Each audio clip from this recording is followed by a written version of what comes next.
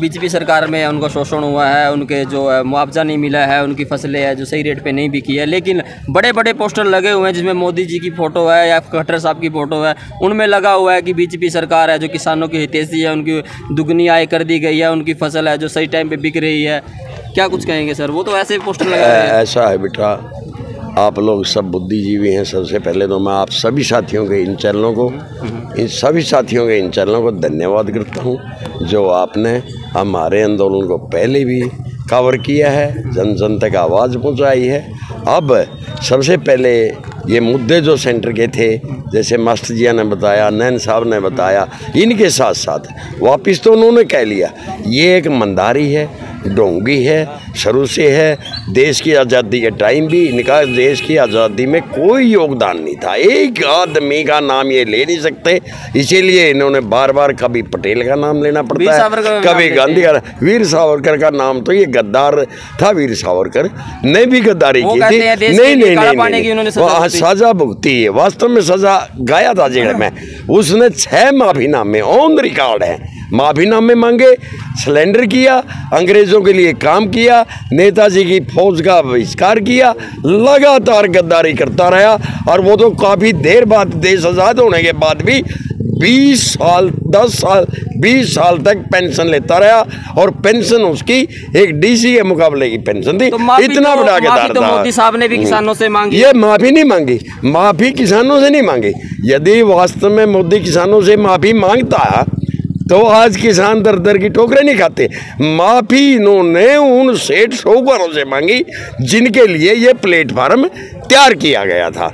ये कोई मोदी का राज नहीं है, ये साहूकारों का राज है। ये तो बीच में माध्यम है, पब्लिक से गलती होगी और ये वहाँ ताकत पब्लिक ने इसको दे दी। इसने पब्लिक हित की कोई ज़रूरत नहीं है। उदाहरण के तौर पर आप देख लो, 15 लाख तो आपके खाते में भी आने चाहिए थे। 15 लाख की बात थी, हाँ 15 लाख की बात करता था, किसी के खाते में आए क्या? 2 करोड़ रोजगार की बात करता था, आए क्या? अच्छे दिनों की बात करता था, आए क्या? किसानों की फसल दुगनी बात करता था, मिली क्या? ये वही बोलता है जो करता नहीं है, और जो करता है वो उसके लिए ये बोलता नहीं है। ये इतने बड़े देश का सबसे बड़ा दुर्भाग्य है, ऐसे नकली आदमी को देश का प्रधानमंत्री बने हैं। ये सारे भारतवर्ष के लिए 145 करोड़ पब्लिक है, सिर पे माथे पे कलंक है। विदेशों में इसकी पूरी, दूसरे देशों में पूरी बद पिट रही है। ऐसा ऐसा इसकी पोल पट्टी खुल जाएगी और अगले पार्लियामेंट के चुनाव में ये जाने वाला है। पैर के पूत पालने में देख रहे हैं, ये बिस्के जांदे जांदे के पैर हैं। सर आप कह रहे हैं कि 2024 में जाने वाले हैं, और नरेंद्र मोदी जी अभी है जो 15 अगस्त पे है जो ऐलान करते हैं कि मैं 2024 में फिर लाल किला पे आऊंगा और जो झंडा तिरंगा फिर फहराऊंगा। वो तो कह रहे हैं हमारे 2024 में। भाई किसी के कहने से कुछ नहीं होता। वो तो 26 जनवरी पे भी न्यू कर रहा था, बेटी बचाओ बेटी पढ़ाओ। उसी दिन गुजरात के अंदर बलात्कारी क्या 11 लोगों को रिहाई कर रहा था और उसका फुल्लांगे माला डल लग रही थी। ये आपसे, हाँ बिल्कुल उसकी बात कर रहा हूँ, आपके सामने था, तो आप देख रहे थे।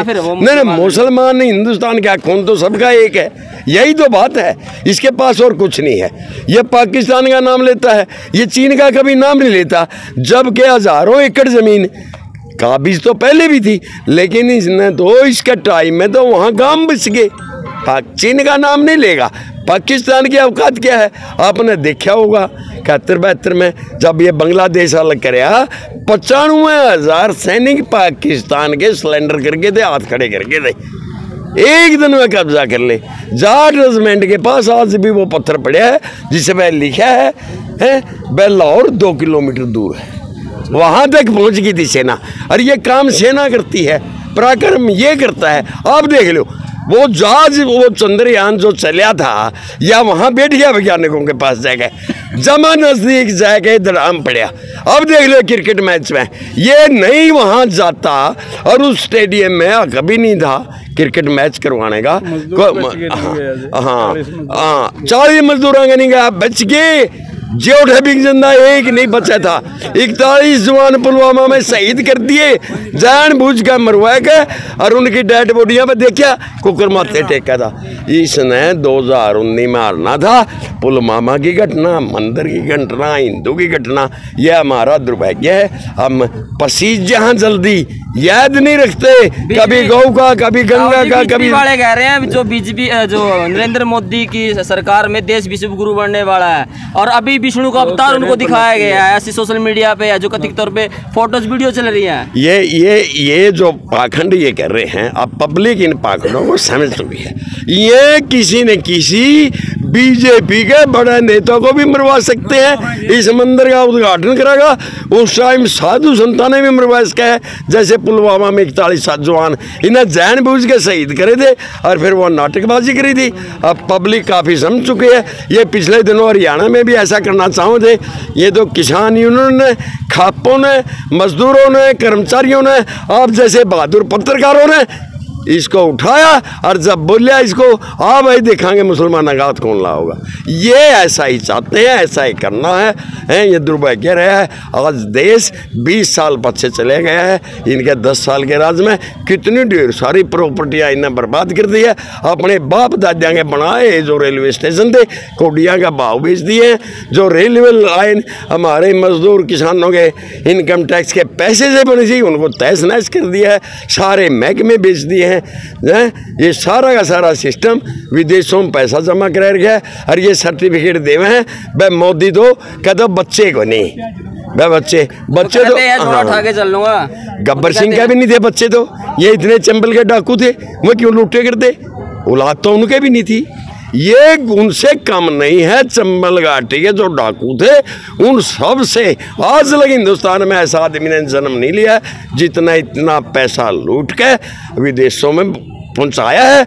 और इसके दल्ले गल्ले गुजरात के लोगों को आप अनुमान लगाओ, जितनी ये फसल बीमा जो कंपनियां थी, मैं महाराष्ट्र में भी खेती करता हूं, वहां भी सारे गुजरात के हैं, हरियाणा के हैं। कहीं ब्लॉक लेवल पे, जिला लेवल पे और स्टेट लेवल पे कोई ऑफिस नहीं इनका जे किसान जाके मिल ले, कोई एड्रेस नहीं। बैंक में एड्रेस है, बैंक को आदेश है, पैसा काट लेते हैं। और अब ताजी बात है, वो छूट गए, रिलायंस वाले भैंस के छूट गए, अब नए आ रहे हैं। मास्टर जी